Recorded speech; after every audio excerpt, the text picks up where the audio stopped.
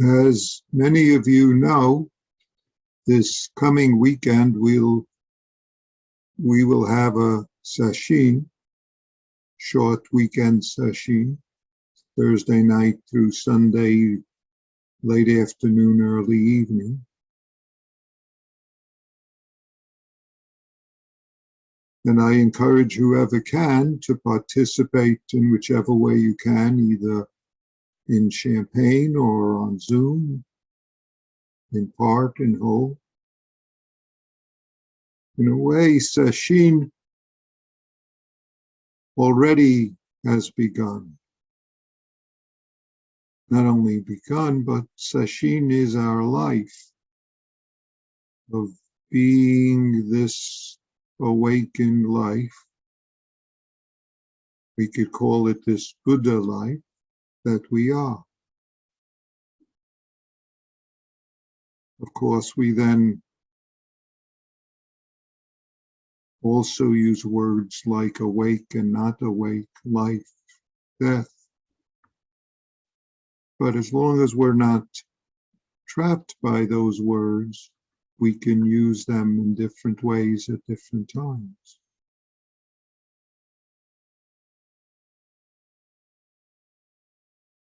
Saying being awakened, or as Dogen uses the expression, being awakened, awakening by the myriad dharmas, is just awakening to the life we always are, except when we get entangled in self in different ways. Getting entangled in self is getting entangled in others.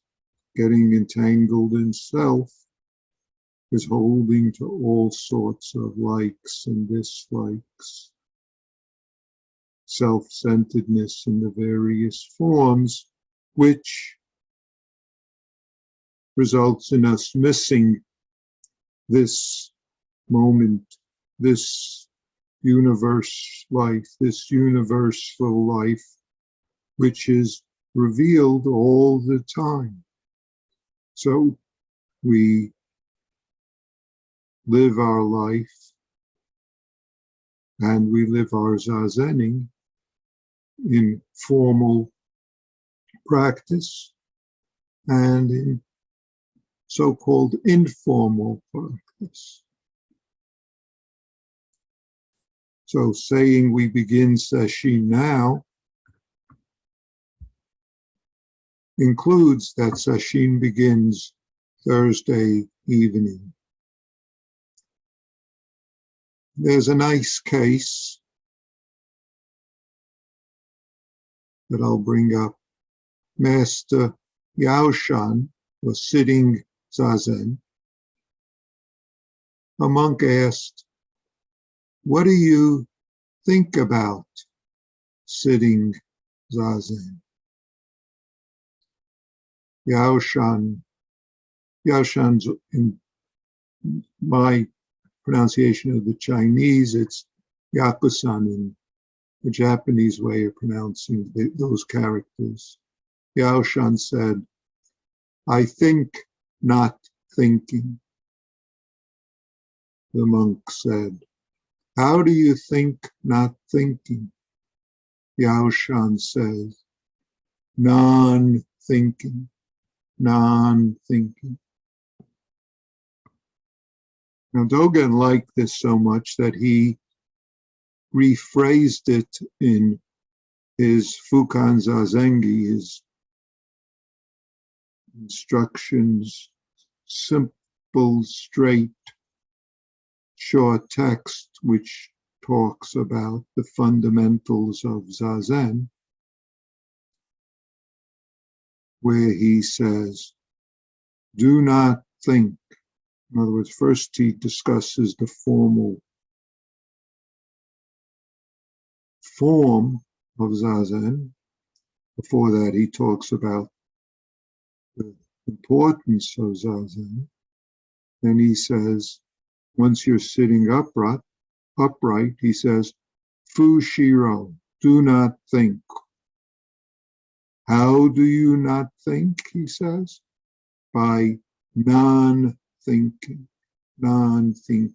hishiro in Japanese. This is the essential art of Zazen. Close quote from Zen. Non-thinking. See, non-thinking is not holding to thinking, not holding to non-thinking, not fighting thinking, not fighting non-thinking. Of course, these words are just reminders. It's our practice. Non-thinking includes thinking arising, passing, not thinking arising, passing. And of course, the word thinking includes all the various ways we get entangled or we entangle our everyday senses and functioning of being human. Seeing, hearing, sensing in various ways, thinking in various ways, cognizing, if I say, pick up a word, it's the things we entangle with it, we make of it, we therefore, therein, thereby, and so on, that make trouble. In the midst of this ongoing changing, specific things we want and don't want, we entangle us, as you know, as you notice. If I use the word practice, practice is to live the life we are, or to live the Buddha life we are, if I use that word. Or to not, to resist, to fight.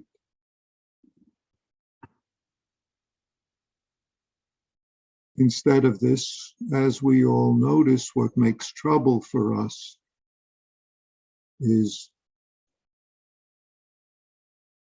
hating, liking, and believing those. Should and shouldn't believing those. Entangling in those in ways that we miss where we are. We miss this life just now, this death just now. And we look elsewhere for it.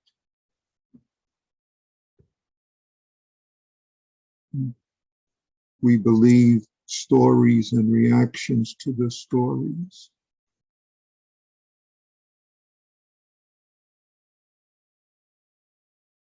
So there's lots we can do, and it's always up to us, the specific us, meaning you, I, to see what's called for in your life, in my life right now. And we're not in charge of what shows up, but we are in charge of what we do with what shows up. Sometimes we feel like we're not in charge of what we do. Great, right? That, not in charge of what I do, is our opportunity to be this that we are. So Sesshin is a continuation of the life that we lead, and yet it's a specific form of sitting, of being this moment, if we use that word, or being non-thinking, if I use that word. So I thought to remind us and help us through this week, before Sesshin, but before Sesshin, in other words, the Sesshin of before Sesshin. Just as there's a Sesshin after Sesshin and a Sesshin of Sesshin. There's a nice several sentences in a text that Dogen wrote called Shoji, which is birth, death, or life, death, that I'm going to read and maybe say something after. Quote Dogen's Shoji. If we understand that life, death are themselves nirvana, there's no need for avoiding life, death, or seeking nirvana. Then, for the first time, arises the possibility of freeing ourselves from life, death. Do not fall into the error of thinking that there is a change from life and death. Life is one position of time, and it already has a before and after. So in Buddhism, therefore, it is said that life itself is no life. Death is also a position in time, and it too has a before and after. So it is said that death itself is no death. This is important. When it is called life, there is nothing but life. When it is called death, there is nothing but death. If life comes, this is life. If death comes, this is death. There is no reason for you to be under their control. Don't put any hope in them. This very life, death, are the life of the Buddha, parenthetically, is your life.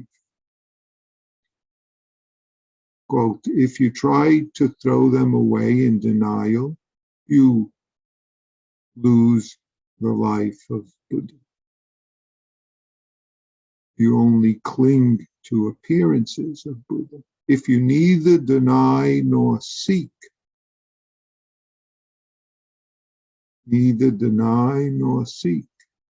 you enter mind of Buddha for the first time. It's the end of Dogen's quote.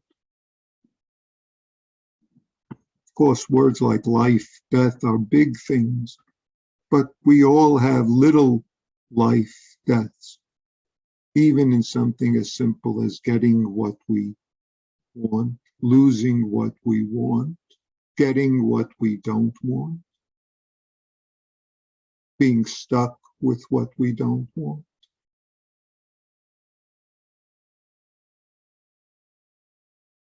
Even getting rid of, so to speak, what we want.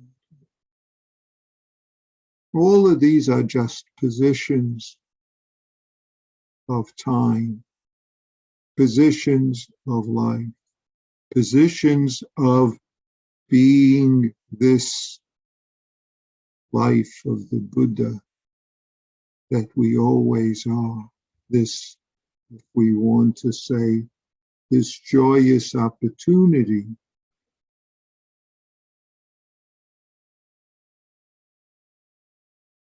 right here that is our life, our ability to live this life, our ability to end the suffering and harming in our life and in the life of all that we encounter.